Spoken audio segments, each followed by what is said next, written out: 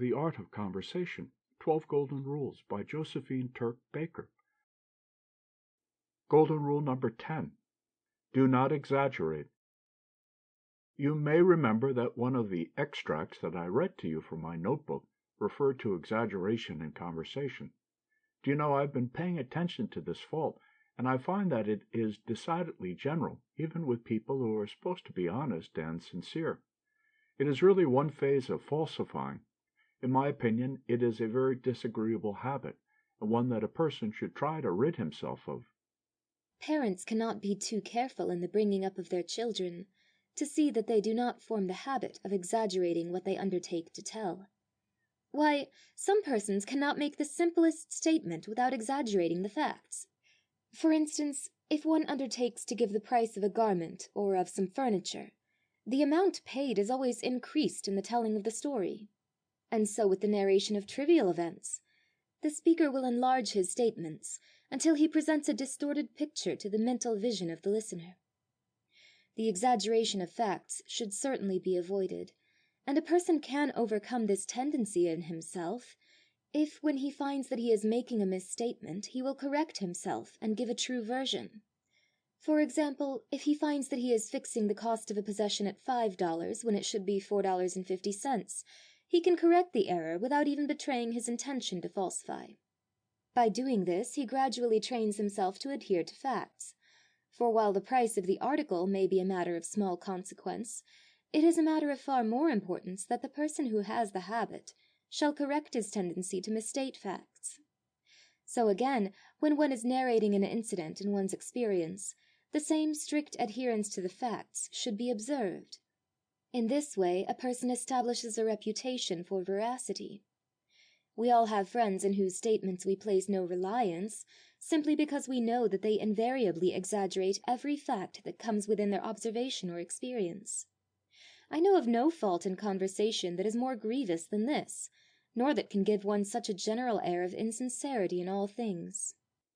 I know I have friends whom I cannot believe, no matter how serious they are in impressing upon me the truth of the information that they are so willing to impart.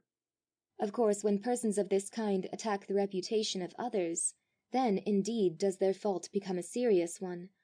But there are many, otherwise well-meaning, persons who would not speak ill of another, who place themselves continually at a disadvantage by their exaggerated speech. There is the schoolgirl, for example, who finds every person and thing perfectly lovely, or perfectly horrid, as the case may be, who had the most beautiful time in her life last night, who finds her teacher divine, tennis a dream of delight. Everything, no matter what, is just dandy or dear. Later in life she may exaggerate as to her husband's income, her children's virtues or appearance, the price of her garments, and in this way she will acquire the unenviable reputation for insincerity, unreliability. No one will give any credence to what she says, simply because she is known always to exaggerate the facts. I feel as you do, and when I find myself enlarging upon the facts, I try immediately to correct my fault and adhere to an actual recital. Of course, we know that in telling a story for the sake of its humor, a person will sometimes lapse into an enlargement of the details, but, as Rudyard Kipling would say, that is another story. Had we not better make this golden rule number 10? I wonder whether I can recite all the golden rules. Golden rule number 1, avoid unnecessary details. 2, do not ask question number 2 until number 1 has been answered, nor be too curious nor too disinterested.